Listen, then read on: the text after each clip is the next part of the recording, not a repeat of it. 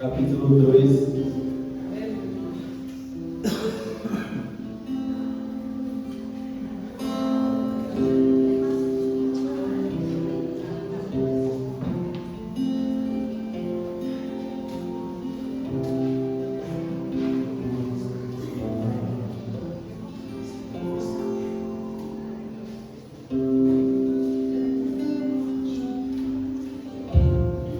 Glória a Deus.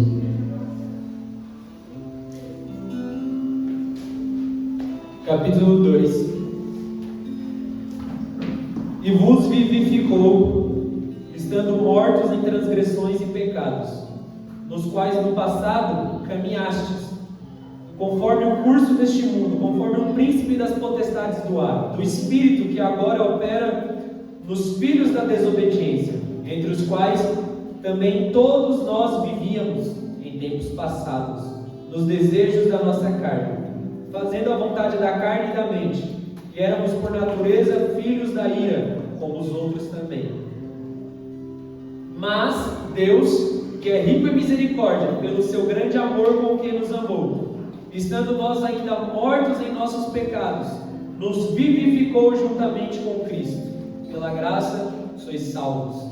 E nos ressuscitou juntamente com Ele, e nos fez assentar nos lugares celestiais em Cristo Jesus, para mostrar nas épocas vindouras as abundantes riquezas da sua graça, pela sua benignidade para conosco através de Cristo Jesus.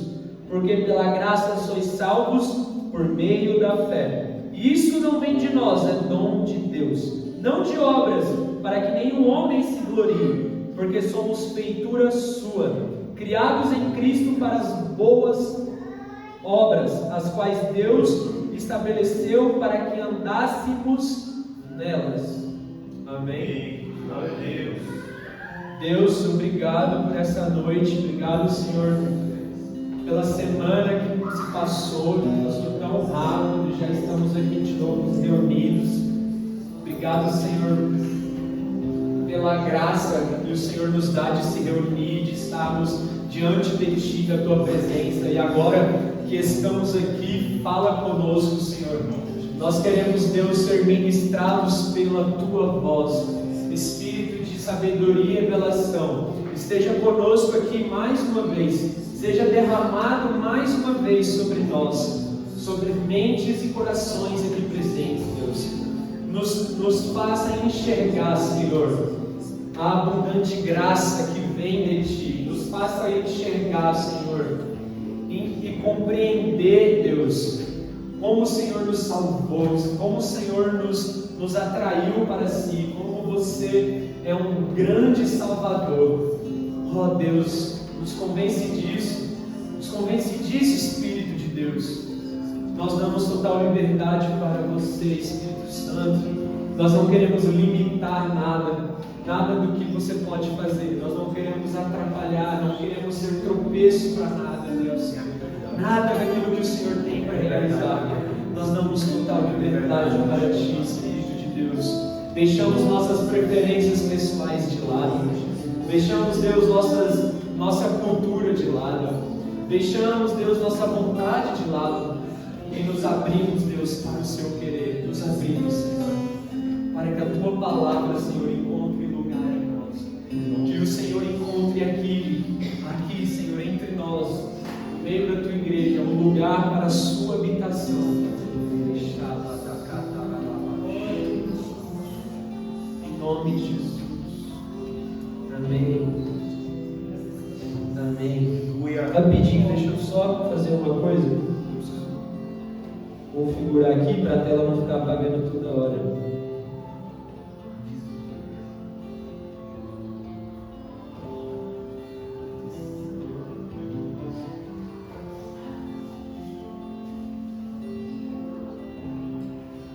Ver se eu vou lembrar aqui. Aqui, já achei.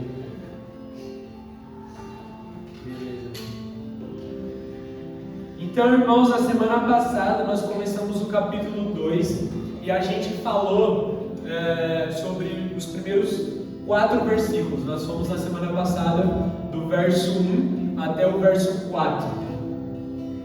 E a gente viu qual é a realidade do ser humano, do homem sem Deus, né? E nós vimos que a condição de todos os homens, de todas as pessoas, não é de um grupo de pessoas, não é de um grupo de uma determinada religião ou de outra religião, mas todos, sem exceção, todos que não estão em Cristo. Qual é a condição dessas pessoas? E qual é a condição? A condição é que elas estão mortas nos seus pecados e transgressões, que elas são escravas, elas são prisioneiras do mundo, do diabo e da sua carne, da sua natureza caída, das suas inclinações para o pecado, e que elas também estão debaixo de condenação. Elas estão sob pena de serem condenadas porque não amam ao Senhor, porque não amam o Senhor, porque não o conhecem, porque não têm comunhão com Ele, estão mortos, são prisioneiros do pecado e, portanto, são merecedores da ira de Deus. Essa é a condição de todo aquele que não está em Cristo. Essa é a condição de todo aquele que não é encontrado em Jesus. Talvez você olhe para essas pessoas, eu disse na semana passada, e elas podem estar saudáveis, elas podem estar ocupando bons lugares na sociedade, elas podem estar no melhor momento financeiro da vida delas, conquistando tudo, realizando sonhos, mas ainda assim sem Cristo. Elas estão mortas, elas são escravos, prisioneiros do mundo, do diabo, da sua natureza caída, e ainda assim, mesmo felizes e realizando sonhos, elas estão debaixo da ira de Deus e estão condenadas. Essa é a realidade de todo aquele que não está em Jesus. Essa é a condição humana. Esse é o fundo do poço da condição humana. E nós descemos até o fundo desse poço. O ser humano sem Jesus, repetindo, morto, escravo e condenado. Fica evidente, irmãos, quando nós olhamos para aqui a carta de Efésios, como essa pregação aqui do apóstolo Paulo, ela segue uma mesma dinâmica de quê? De sempre apresentar, irmãos, sempre apresentar o juízo primeiro e depois a esperança. E nós, como discipuladores, como pregadores, como evangelistas, enfim, nós temos que ter isso em mente. No nosso discipulado, nós precisamos ensinar as pessoas primeiro a respeito do juízo, a respeito da condição delas. Porque se as pessoas não chegarem ao entendimento real da condição delas sem Deus, elas nunca poderão chegar ao entendimento verdadeiro da grandeza do Salvador delas. Se elas não se reconhecerem como pecadoras, como pessoas que estão mortas no pecado, pessoas que estão aprisionadas, pessoas que estão debaixo da ira de Deus, se elas não reconhecerem isso, de forma alguma elas poderão valorizar a grandeza do Salvador delas. E elas então vão começar a encarar o cristianismo. Se elas não têm, se nós não chegamos, irmãos, ao conhecimento, ao entendimento da nossa condição sem Deus, o cristianismo para nós vai ser só o quê? Um estilo de vida, um hobby, uma autoajuda. Por quê? Porque, afinal de contas, eu não fui salvo do quê? Né? Qual era a minha situação? Então, se eu não entendo qual é a minha situação sem Deus, eu nunca vou entender a grandeza, irmãos, da obra de Cristo. E se vocês pegarem as pregações dos apóstolos, vocês vão ver que a dinâmica sempre é essa. A dinâmica sempre é a de apresentar a condição humana sem Deus, apresentar o juízo de Deus. E depois, só depois de ter feito com que as pessoas entendessem a respeito disso, a esperança é apresentada. A primeira pregação de João Batista é arrependa-se. A primeira pregação de Jesus é arrependa-se. Quando o apóstolo Pedro se levanta para pegar em Atos, você vai ver que primeiro condição do homem. E depois a esperança.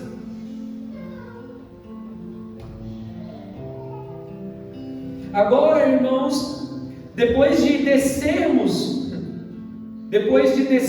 né, até a profundidade da condição do ser humano, morto, escravo e condenado, chegou a hora então, enfim, de nós subirmos. Amém? E essa é a nossa esperança.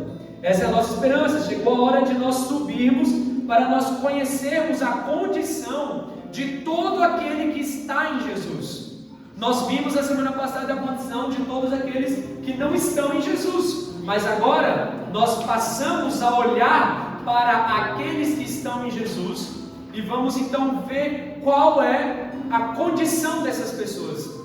Qual é a condição em que Deus nos coloca quando nós estamos de fato em Jesus.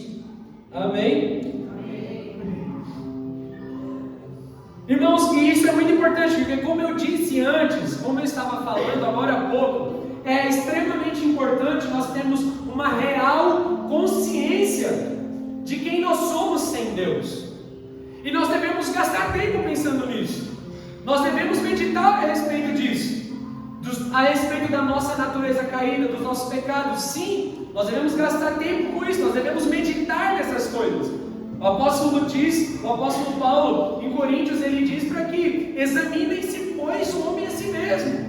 Então, irmãos, esse examinar não é só no dia da ceia, não é só no dia uma vez ao mês, mas nós devemos sempre estar em constante exame de nós mesmos, sempre olhando para dentro de nós mesmos, né? Devemos um pouco parar de olhar para fora e devemos mais olhar para dentro, olhar menos para as pessoas e olhar mais para nós. Percebe, irmãos? Olha a visão de Isaías. Eu lembrei agora do Porquê Tarde do Avivamento, o Leonardo Rebelo, ele fala isso, eu lembrei agora. Ele fala, olha quando Isaías ele vê a glória de Deus. Irmãos, quando Isaías ele vê a glória de Deus, ele não olha para nenhum outro lugar, mas ele olha para dentro. Quando Isaías viu a glória de Deus, ele disse, ai de mim. Ele era um profeta, e ele era um profeta de pregação, de juízo e de arrependimento. Ele estava sempre dizendo, ai de vocês, ai de vocês, ai de vocês. Mas quando ele viu a glória de Deus, ele não olhou mais para fora, mas ele olhou para dentro e ele disse, ai de mim. Amém? Então é importante nós termos uma ideia a respeito da nossa condição, a respeito dos nossos pecados. Mas nós não devemos parar aí. Nós não devemos de forma alguma estacionar na nossa condição pessoal. Por quê? Porque a nossa condição pecaminosa não é o fim. A nossa condição, o nosso pecado não nos define mais. Nós devemos prosseguir para algo além, irmãos. Então existem dois tipos de cristãos que estão com defeito na fé. Defeito na sua crença, na sua fé. O primeiro tipo desses cristãos são quem? Aqueles que nunca param para pensar a respeito dos seus pecados. E nós acabamos de falar já dessas pessoas. Mas existe o segundo tipo de pessoas que também têm uma fé defeituosa. Quem são elas? São aquelas que pensam muito a respeito do próprio pecado. E elas estão sempre se martirizando e se culpando, e sempre se culpando, e sempre vivendo em torno dos seus próprios pecados. Sempre pensando o mal de si mesmo. Sempre o foco da oração delas é sempre a condição do pecado delas. O foco do jejum delas é só a condição pecaminosa delas. Elas não pensam em mais nada. Elas não oram por mais nada. Mas todas as orações, todas as meditações delas, todo o jejum que ela faz é sempre em torno da condição pessoal dela. Ai, o meu pecado. Ai, o meu pecado. O meu pecado.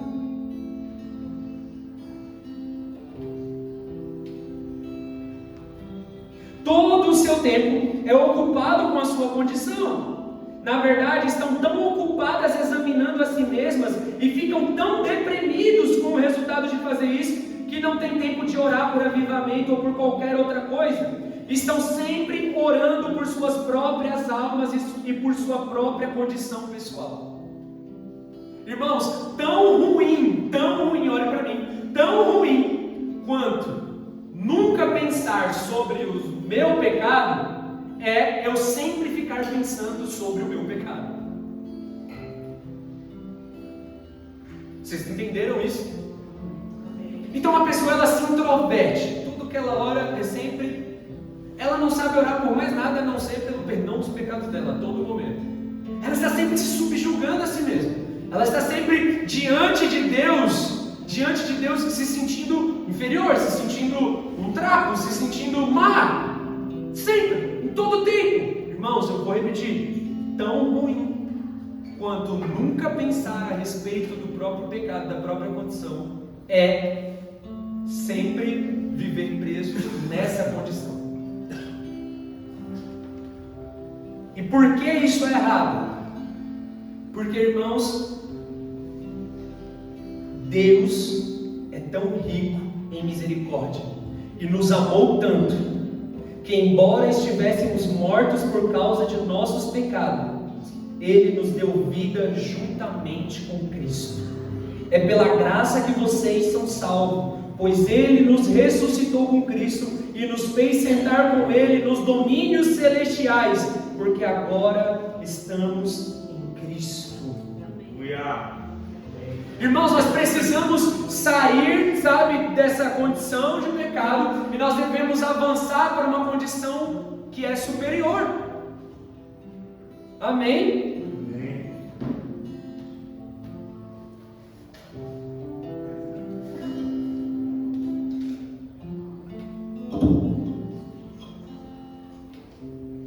Nós estávamos mortos, éramos escravos e estávamos condenados. Irmão, alguém que está morto, ele pode dar vida a si mesmo? Alguém que está preso, que é um prisioneiro, que é um escravo, ele pode soltar as suas próprias correntes e ser livre? Alguém que está condenado pode declarar a si mesmo: eu sou inocente? Não pode. Não pode. O morto não pode dar vida a si mesmo. O escravo não pode dar liberdade a si mesmo. Assim como o condenado não pode considerar a si mesmo inocente. E é por isso, irmãos, que nós precisamos de um Salvador. É por isso que nós precisamos olhar para a grandeza do poder de Deus, irmãos. E é nesse contexto onde nós não poderíamos fazer nada por nós mesmos. Nada. Aonde nós não poderíamos resolver a nossa situação pessoal. É nesse contexto que o apóstolo diz: mas Deus. E esse mas é a intervenção divina que nós precisávamos, irmãos.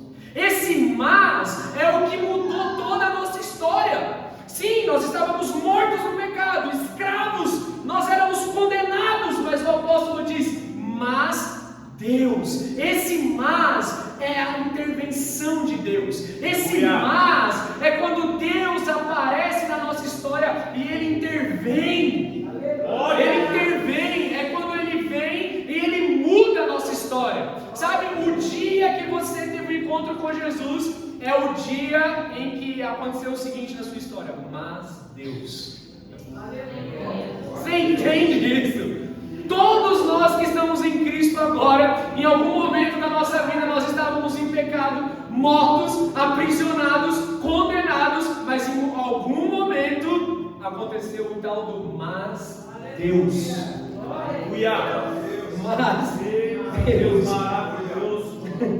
Mas Deus, Ele nos deu vida em Jesus, mas Deus nos ressuscitou e nos fez assentar nos lugares celestiais. Tudo isso por meio de Jesus, irmãos. Nós estávamos mortos, Ele nos deu vida. Nós estávamos aprisionados e Ele nos ressuscitou. E nós éramos dignos da ira de Deus, mas Ele nos fez assentar nas regiões celestiais ao lado do Filho dele, Jesus. Por isso que nós não podemos estacionar na nossa condição do pecado, porque essa não é mais a nossa condição. A nossa condição agora é que Deus nos deu vida em Jesus. A nossa condição agora é que Deus nos ressuscitou com Cristo. A nossa condição agora é que Deus nos fez assentar nos lugares celestiais em Jesus, irmãos. Vocês percebem, irmãos, que Jesus, o próprio Jesus, ele morreu na cruz, amém? O próprio Jesus, ele ressuscitou ao terceiro dia, amém? O próprio Jesus, ele ascendeu e subiu para ficar e governar ao lado do Pai, amém? Essa mesma obra, irmãos, que Deus fez em Jesus, Deus está fazendo continuadamente de novo, mas dessa vez Ele não está fazendo em Jesus, dessa vez Ele está fazendo em você. Assim como Deus fez em Jesus, o ressuscitando dos mortos, dando vida a Ele e chamando Ele de volta para estar ao lado dele, assim Deus está fazendo comigo e com você, irmãos. Deus está nos dando vida, Deus está nos ressuscitando, Deus está nos colocando para sentar ao lado de Jesus. Aleluia. Duas expressões são destaques aqui, porque ele diz o seguinte: todas essas coisas, nos ressuscitou, nos deu vida, nos ressuscitou e nos fez assentar ao lado de Cristo. Você vai ver que sempre tem essas duas expressões: com Cristo e em Cristo. Sabe por quê, irmãos? Porque nada do que Deus faz em nós ou por nós está fora de Jesus. Tudo que Deus faz em mim e em você, por mim e por você, é feito por meio de Jesus, em Jesus. E nós precisamos entender isso. No começo da nossa série nós vimos que a bênção está o quê? Em Jesus. Em Jesus. Então, irmãos, tudo que Deus faz, nos dá vida, nos ressuscitar e nos colocar para sentar ao lado de Cristo, é feito por Deus em Jesus, por meio de Jesus. Sabe o que isso significa? Sabe o que isso representa, irmãos? Que a principal marca da igreja, a coisa que mais nos difere como povo de Deus, irmãos, é que nós estamos com Cristo e em Cristo. Porque toda a nossa vida é baseada nisso. Toda a nossa vida é baseada em estar com Cristo e em Cristo. O nosso sucesso é baseado em estar com Cristo e com Cristo. A nossa vitória é baseada em estar com Cristo e em Cristo. A nossa felicidade, ela é baseada em estar com Cristo e em Cristo, irmãos. A nossa vida, a vida de um discípulo, a vida da igreja, irmãos, é com Cristo e em Cristo.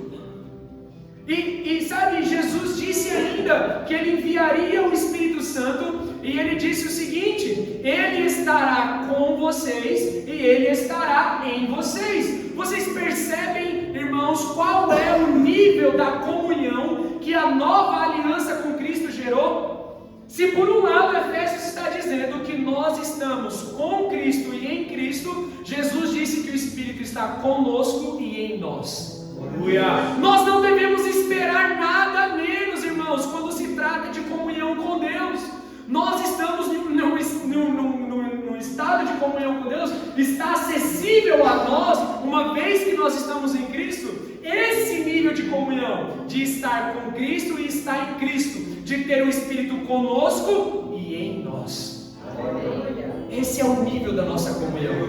Esse é o lugar onde nós devemos habitar. Esse é o lugar em que nós devemos viver. É nesse grau de comunhão. Qualquer comunhão que esteja abaixo disso é um desperdício. Qualquer vida cristã, irmãos e irmãs, qualquer vida cristã longe dessa realidade é uma vida cristã incompleta. A nova aliança, irmãos, nos chama para estar com Cristo e em Cristo, para ter o Espírito Santo conosco e em nós. Glória! Esse é o grau da comunhão. Esse é o grau da comunhão, irmãos. Eu lembrei da música do Gregório, né? Aquela lá que fala assim: Deus falando comigo e eu falando com Ele. Meu Deus falando comigo e me despertando. É muito boa, depois vocês escutam. Irmãos, essa é a comunhão que nós devemos buscar. Essa é a comunhão que nós devemos ter. Essa é a comunhão da nova aliança. Irmãos, qualquer expectativa nossa que seja menos do que isso, deve ser retirada do nosso meio. Qualquer expectativa menor do que isso deve ser ignorada. Nós estamos em Cristo e com Cristo. O Espírito Santo está conosco e em nós. Essa é a realidade daqueles que estão em Jesus. Eles já não estão mais mortos, mas eles estão vivos. Eles não são mais escravos, irmãos. Eles ressuscitaram, nem a morte pode mais os prender. Aonde está a morte, a sua vitória? Onde está a morte, o seu aguilhão? E agora, Ele nos fez, irmãos, assentar com Cristo nas regiões celestiais, nos domínios celestiais. Pois se estamos assentados com Cristo nos lugares celestiais, não pode haver dúvida sobre aonde nós estamos assentados. Pede para a pessoa que está do seu lado, pergunte para ela: você sabe onde nós estamos assentados? Você tem noção disso? Sabe aonde nós estamos assentados, irmãos? Uma vez que nós estamos vivos, ressuscitados, estamos adiante. Sabe onde nós estamos? Nós estamos em tronos. Aleluia! Nós estamos em tronos. Vocês lembram quando nas semanas passadas, eu não lembro, o apóstolo Paulo ele orou dizendo: eu oro para que vocês conheçam a grandeza do poder de Deus, que ressuscitou Jesus entre os mortos e depois lhe deu um nome que é acima de todos os nomes, e ele fez soberano, né, sobre principados, potestades. Então, irmãos, Jesus está sentado num trono. E agora o apóstolo está dizendo que nós fomos colocados para sentar ao lado dele. Então nós não estamos em outro lugar a não ser no trono junto com Jesus. Aleluia! Nós estamos assentados em tronos, irmãos, ao lado de Cristo, nas regiões celestiais. Essa expressão regiões celestiais, irmãos, é no mundo invisível, é no mundo espiritual. Nós estamos assentados em tronos no mundo espiritual, no mundo invisível, no mundo onde as potestades, os principados, os demônios, os anjos estão operando, estão agindo. Nós estamos em tronos, irmãos, assentados com Cristo. Por isso eu quero te encorajar para que você não encare a sua condição no mundo visível como sendo uma coisa muito elevada e muito importante, porque o que importa é a sua posição no mundo invisível. Sabe por quê? Porque na verdade, irmãos, a sua condição no mundo invisível, elas têm poder de influenciar a sua condição no mundo visível. Alguém?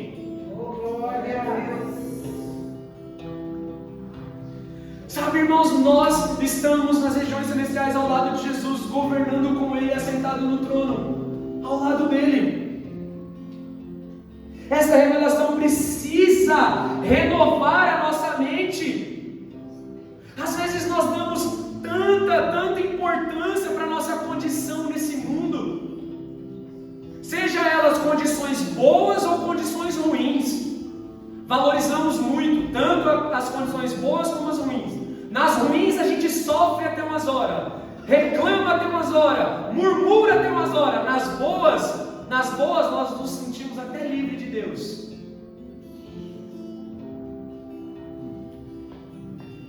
Ai de mim. Mas irmãos, olhem para mim. Não considerem de grande importância a condição de vocês no mundo visível. Considerem de maior importância a condição de vocês nas regiões celestiais. E Efésios está dizendo que agora nós estamos assentados com Cristo ao lado dele. Não é amanhã, não é no futuro.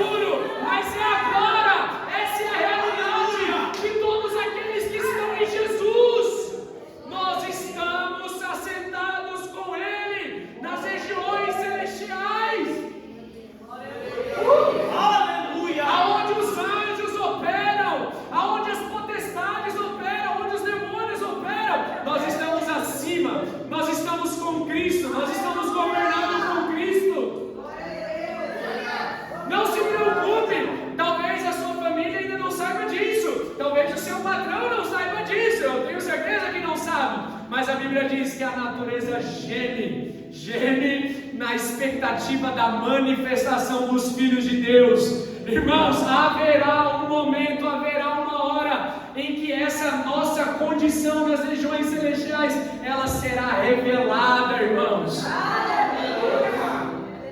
Glória a Deus.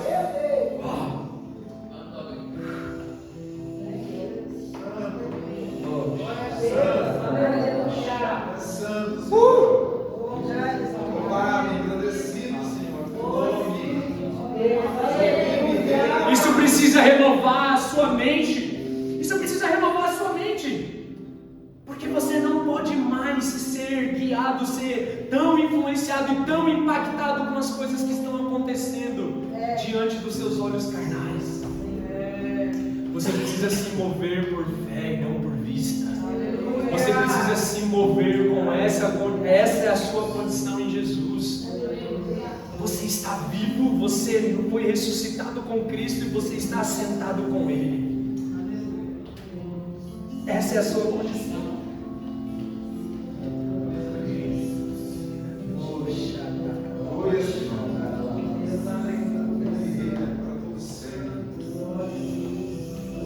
Ele nos fez assentar nos lugares celestiais.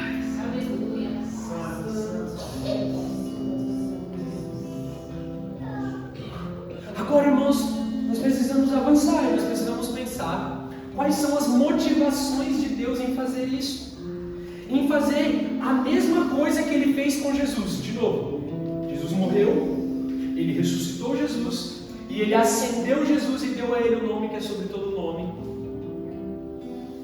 E Ele fez isso conosco também.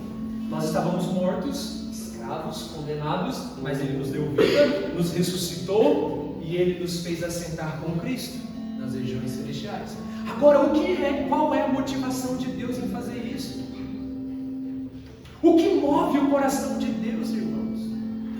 O que moveu, o que fez Deus olhar para mim, olhar para você, na condição em que você estava, e cumprir em você a mesma obra que Ele cumpriu em Cristo?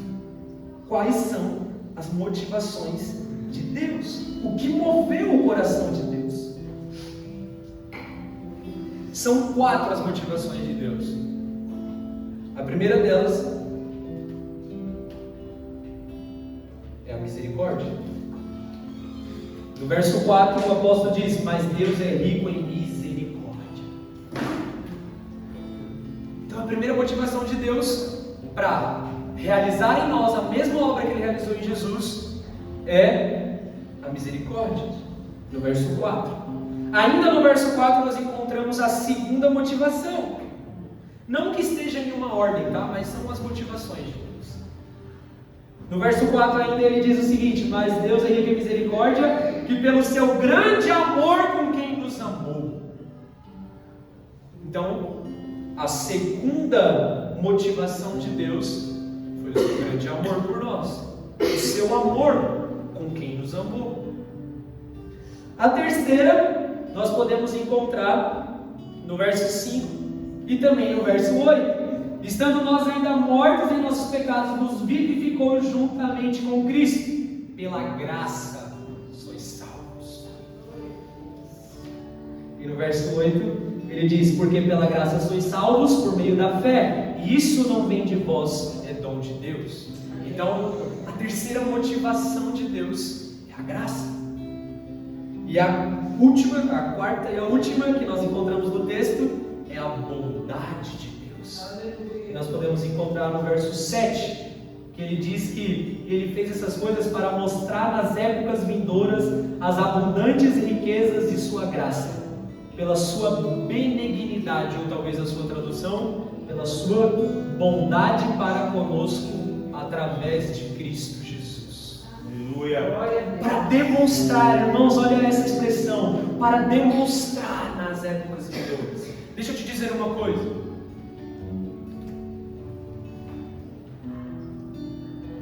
Quando Cristo vier, nós vamos perceber uma coisa do céu. Nós vamos perceber, sabe o que? Muito mérito. Muito mérito. No céu haverá muito mérito. muitas realizações, mas não se engane, todas elas pertencem a Jesus. Todas elas. Todas elas. Todas elas. Nenhuma delas pertence ao homem. Você não encontrará no céu nenhuma honra e nenhuma glória a homens, somente ao Cordeiro que está sentado no trono. Somente a Ele. Quais são as motivações de Deus? A sua misericórdia. A misericórdia de Deus, irmãos, é a causa de não sermos consumidos. A misericórdia de Deus é Deus não nos dando aquilo que nós merecemos. Quais são as motivações de Deus? O seu amor. O amor de Deus, irmão, é um amor incondicional. E as pessoas às vezes elas entendem esse incondicional como sendo assim: você pode fazer qualquer coisa porque Deus te ama. Mas esse incondicional é mais profundo do que isso. Esse incondicional significa que não só as coisas ruins que você faz são incapazes de mudar quem Deus é, mas também as boas. Deus não foi influenciado por nada ao nos amar. O amor de Deus não é influenciado por nada, por nenhum tipo de benefício próprio. Olhe para dentro de si mesmo. Olhe para dentro de si mesmo agora. Procure alguma coisa que você poderia dar a Deus em troca do amor dele. Procure alguma coisa que você poderia oferecer em troca do amor de Deus. Você não encontrará nada. Então, irmãos, quais são as motivações de Deus em fazer em nós a mesma obra que Ele realizou no seu Filho? Sua misericórdia, o seu amor e a sua graça. Se a misericórdia é Deus não nos dando aquilo que merecemos, a graça, por outro lado, é Deus nos dando aquilo que nós não merecíamos. A salvação, a obra que Ele realizou em mim, a obra que Ele realizou em você em nos salvar, em nos dar vida, nos ressuscitar e nos colocar para sentar ao lado de Jesus, é pela graça. É um favor que não se merece. É um favor que não poderia ser conquistado, porque nós já chegamos à conclusão de que o morto não pode dar vida a si mesmo. Nós já chegamos à conclusão que o escravo não pode quebrar as próprias algemas e o condenado não pode declarar a sua própria liberdade. Mas nós somos salvos pela graça, irmãos. Deus agiu em nosso favor porque nós não tínhamos condições pessoais de resolver a nossa condição. Mas Deus é cheio de graça. Aleluia. E a sua bondade. Deus é bondoso. Ele é benigno, irmãos. A sua bondade dura de geração em geração. Deus é bom. Em todo tempo Ele é bom.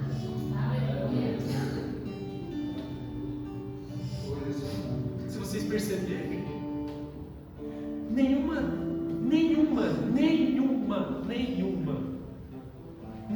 das motivações que levaram Deus a nos salvar, nenhuma está fora dele mesmo. Todas as motivações de Deus em nos salvar estão nele mesmo. Nele mesmo. Nenhuma em nós. Nenhuma. O céu é um lugar cheio de mérito, cheio de honra e de glória. Aleluia! E todo mérito, toda honra e toda glória pertencem ao Cordeiro. Oh, Jesus, aleluia.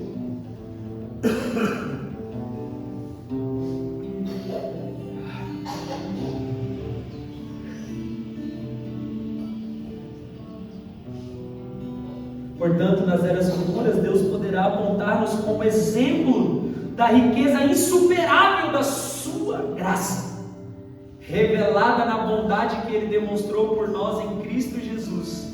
Vocês são salvos pela graça por meio da fé, e isso não vem de vocês, é uma dádiva de Deus. Percebam, irmãos, recebam. A salvação não é um trabalho conjunto de Deus e o homem. Não é. A salvação é a obra de uma pessoa só. Deus. Vós sois salvos pela graça mediante a fé. E essa fé que te leva a confiar em Jesus, que te leva a confiar em Deus, essa fé vem dele também. Vem dele também. Glória a Deus. É dom de Deus. A palavra dom significa dádiva, significa presente. É fruto da graça. A fé é fruto da graça, irmãos.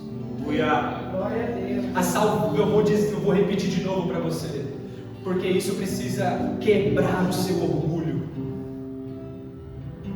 mas também precisa gerar alegria em você, porque se dependesse de você, você não seria salvo. A salvação não é o trabalho de duas pessoas. A salvação não é o famoso faça a tua parte que eu te ajudarei. A salvação, pelo contrário, é você nunca conseguiu fazer a sua parte, mas mesmo assim eu vou te ajudar. Aleluia! Vou fazer tudo por você. É uma iniciativa exclusiva, única de Deus, irmãos.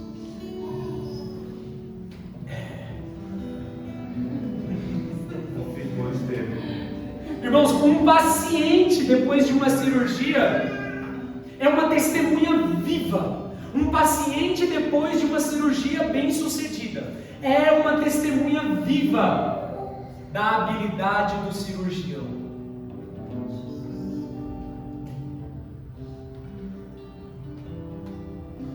E um condenado depois de ser perdoado é uma testemunha viva da misericórdia do seu soberano. Assim nós somos, irmãos. Nós somos amostras da competência de Deus.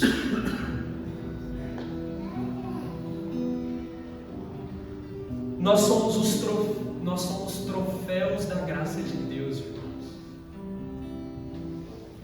Assim,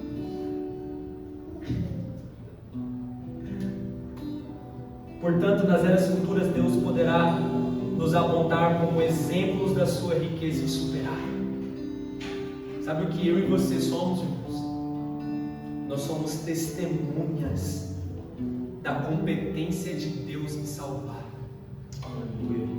Nós somos troféus da graça de Deus.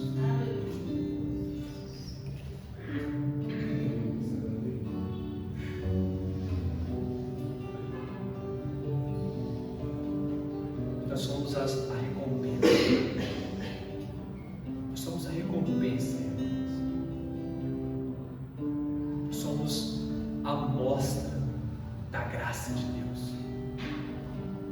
Exemplos da misericórdia e da bondade de Deus. Somos exemplos do amor de Deus. Exemplos da graça.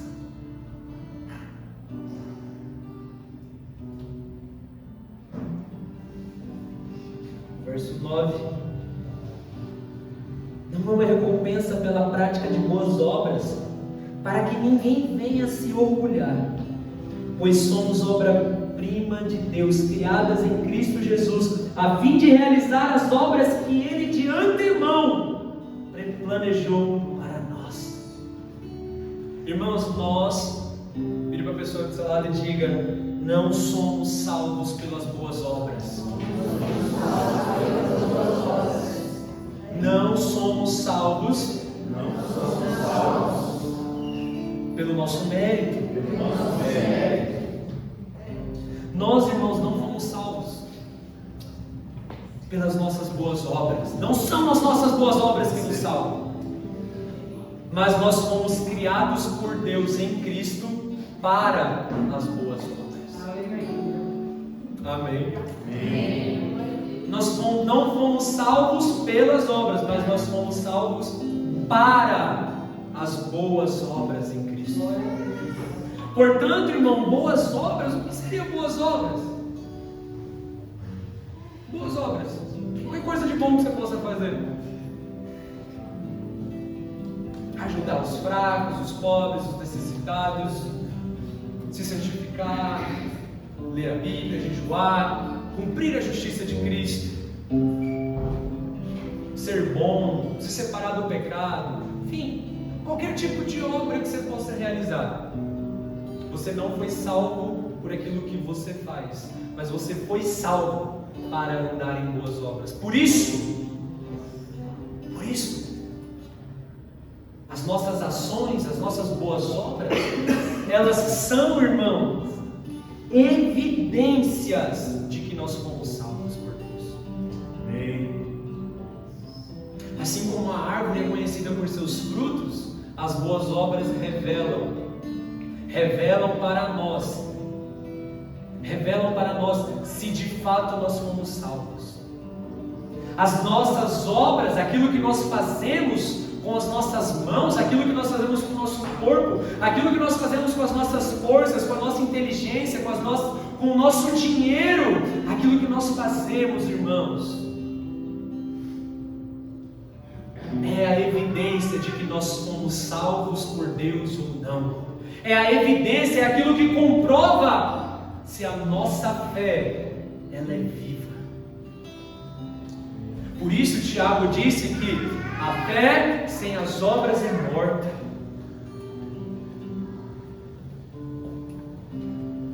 Então aquilo que nós fazemos, irmãos, com o nosso tempo, com o nosso dinheiro, com a nossa inteligência, com o nosso corpo, é a evidência de se a nossa fé em Deus ela é uma fé viva ou ela é uma fé morta.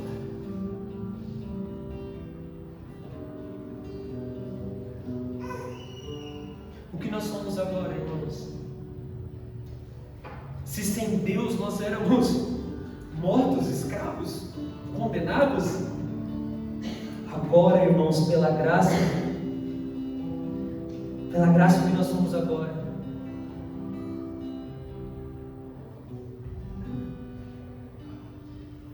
somos obra-prima de Deus.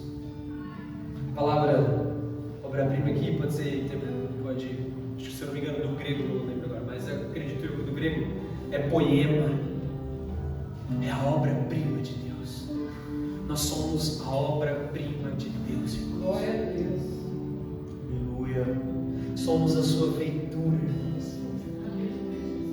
Nós fomos chamados para andar nas boas obras que Ele projetou para nós na eternidade. Sabe o que isso significa, irmãos? Que Deus, Ele nos salvou pela graça para andarmos nas boas obras. Deus nos salvou, irmãos, para sermos santos diante dEle, para sermos irrepreensíveis diante deles, para sermos bons. Deus nos chamou para andarmos na presença dEle. É o mesmo chamado que Ele fez a Abraão, o pai da nossa fé. Abraão, anda na minha presença, ser perfeito. Esse é o chamado de Deus para a nossa vida. Esse é o convite de Deus para a nossa vida, e Ele preparou isso desde a eternidade. Você tem ideia de que Deus, o desejo de Deus para a sua vida, na eternidade, quando você ainda não existia, era que você andasse nas boas obras que Ele preparou para você? Para que você andasse em santidade, para que você andasse na verdade, para que você andasse na pureza, para que você andasse naquilo que Ele preparou para você. Olha a grandeza disso. Talvez, irmãos, eu fiquei pensando e meditando nisso enquanto eu preparava esse sermão. Talvez fosse essa revelação aqui. Essa revelação é que levou o salmista a adorar. Porque o salmista, no Salmo 139, ele disse: Tu formaste o meu interior e teceste no ventre da minha mãe. Eu te agradeço por me teres feito de modo tão extraordinário. Tu tuas obras são maravilhosas, e disso eu sei muito bem. Tu me observavas quando eu estava sendo formado em segredo, enquanto eu era tecido na escuridão. Tu me viste quando eu ainda estava no ventre. Cada dia da minha vida estava registrado em seu livro. Cada momento foi estabelecido quando ainda nenhum deles existia. Como são preciosos os teus pensamentos a meu respeito, ó Deus. É impossível enumerá-los, não sou capaz de contá-los. São mais numerosos que os grãos de areia. E quando acordo, tu ainda estás comigo. Nós fomos criados para as boas obras que Deus de antemão preparou para nós. O salmista diz: todos os meus dias diante de ti, escritos em teus livros. Glória a Deus. Isso precisa, irmãos, nos levar a uma profunda devoção a Deus. Isso precisa nos levar a uma profunda devoção, a um profundo espírito de gratidão e de adoração a Deus.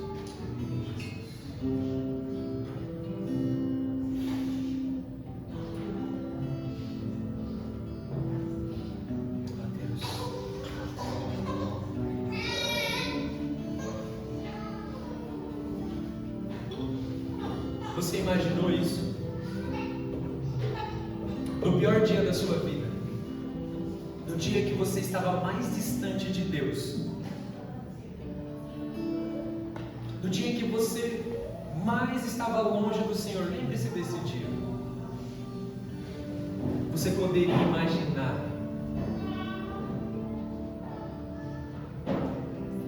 que Ele havia preparado boas obras para que você andasse nelas desde a eternidade.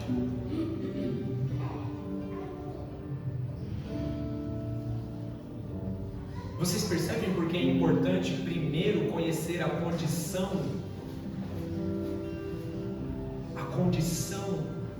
de alguém sem Deus, para depois então conhecer a respeito da esperança?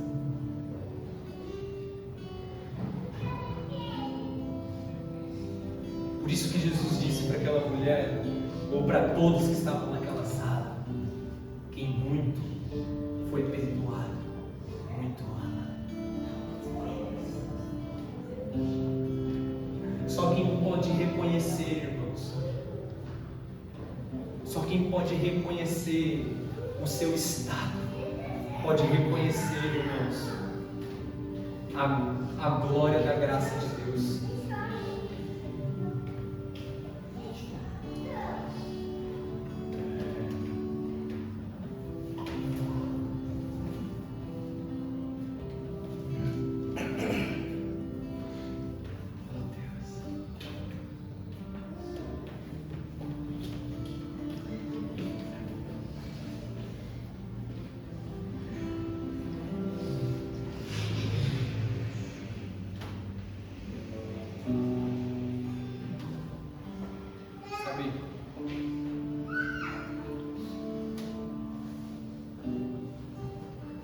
Você precisa responder a Deus, você precisa responder. Você precisa dar uma resposta. Não com seus lábios, com a sua vida. Responder à glória da graça de Deus. Ainda que a sua resposta diante dele seja um simples ai de mim.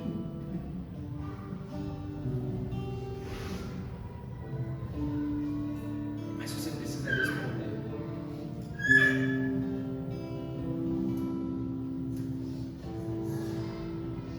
O segundo verso do capítulo 2, ele se inicia descrevendo o seguinte, irmãos: nos quais no passado andaste.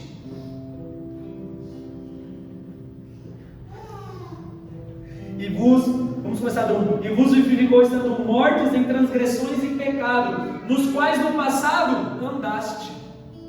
Olha isso. Andaste.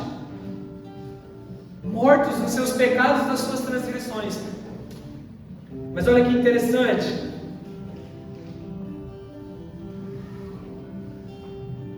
O verso 10 termina dizendo: porque somos feituras criadas em Cristo para as boas obras, os quais Deus estabeleceu para que andássemos nela.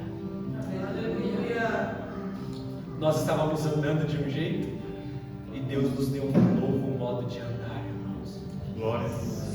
Nós andávamos mortos em nossos pecados e transgressões, mas agora, no verso 10, Deus está nos chamando para andar em uma nova vida com Ele. Amém, Jesus.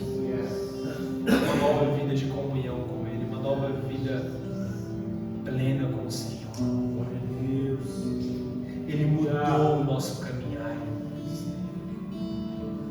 Ele mudou a nossa maneira de andar.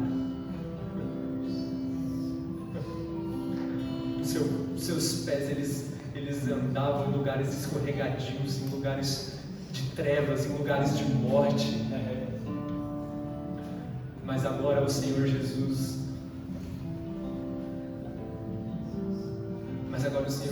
nos salvou e agora Ele tem boas obras para que nós possamos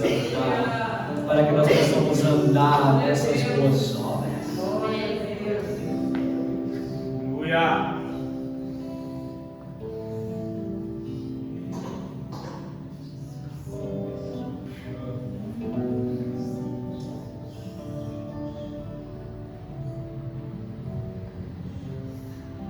Por isso Jesus disse para Pedro, né? Jesus começou a lavar os pés dos discípulos.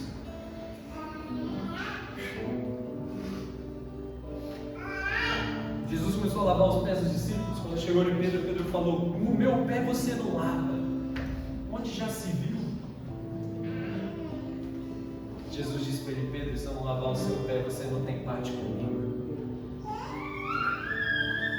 Sabe o que Deus fez conosco? Ele lavou nossos pés, irmãos. Ele mudou o nosso jeito de andar. Ele mudou o nosso jeito, o nosso caminhar. Ele mudou o nosso caminho.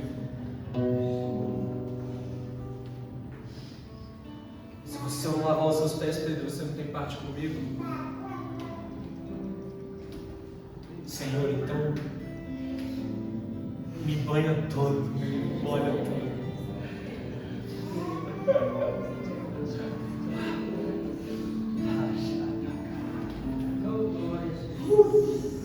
Deus tem boas obras para nós andarmos com Ele. Deus tem uma vida de santidade para andarmos nela.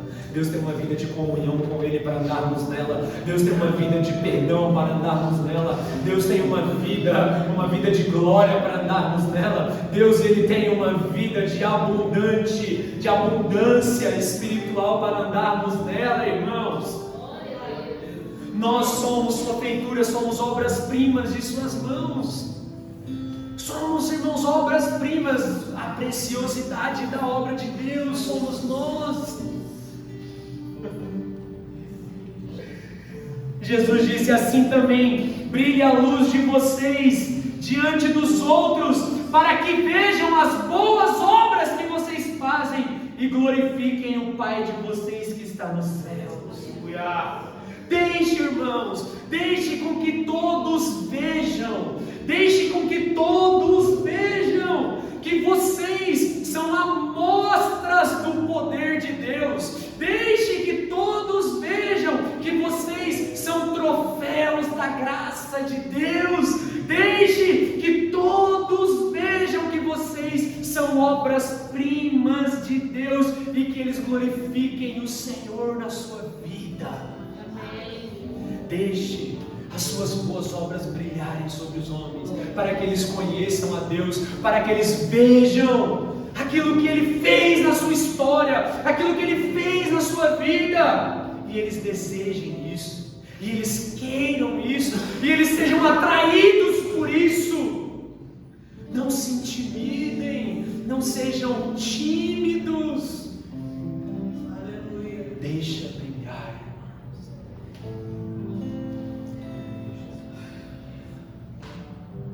Deixa brilhar, deixe que as suas boas obras brilhem, as obras que Deus preparou para você.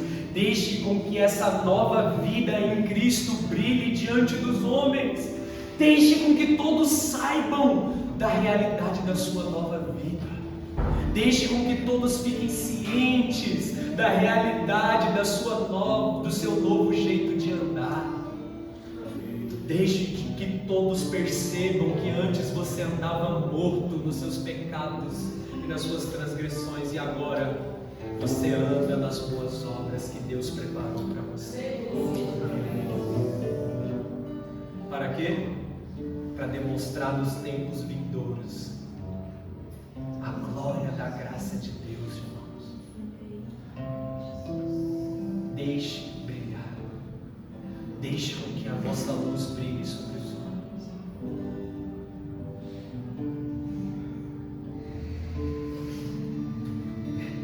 Em Mateus 5 mesmo ele diz: ninguém acende uma lâmpada, ninguém acende uma candeia para esconder.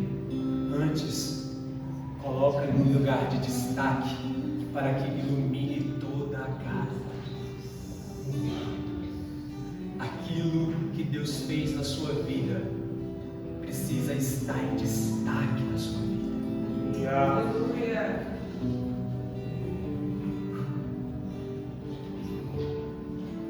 É por isso, irmãos, que nós precisamos avançar. É por isso que nós não podemos mais viver presos, sabe? Presos sempre pensando a respeito da nossa condição, do nosso pecado, sempre. Mas nós devemos avançar. Nós devemos deixar com que a luz da nova vida em Cristo brilhe e traga luz a todos, irmãos.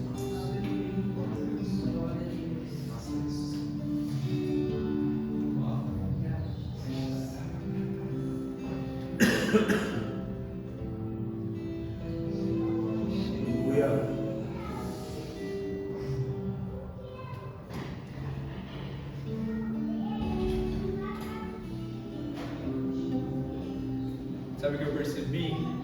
Que Deus ele fez o quê? Ele nos deu vida, nos ressuscitou e nos colocou para sentar ao lado de Jesus nas regiões celestiais. Ao mesmo tempo em que Deus nos deu um lugar para sentar, Ele nos deu também um novo caminho para que pudéssemos andar.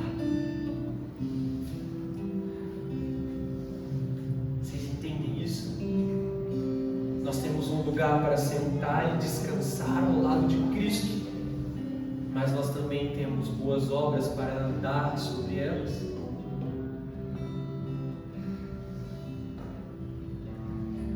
Então, irmãos, é tempo de deixar brilhar,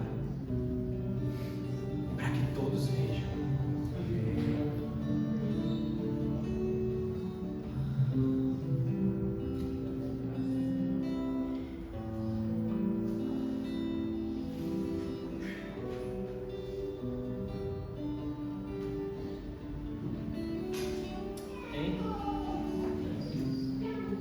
Glória a Deus.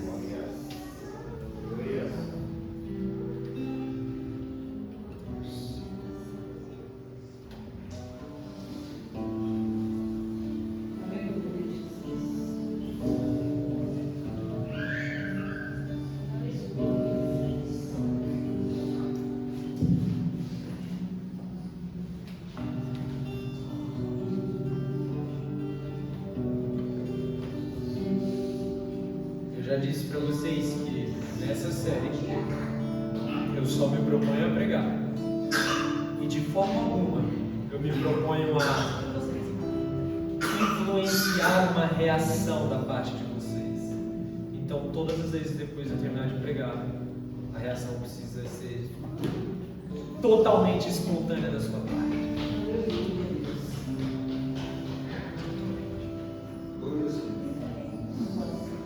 Deus os abençoe.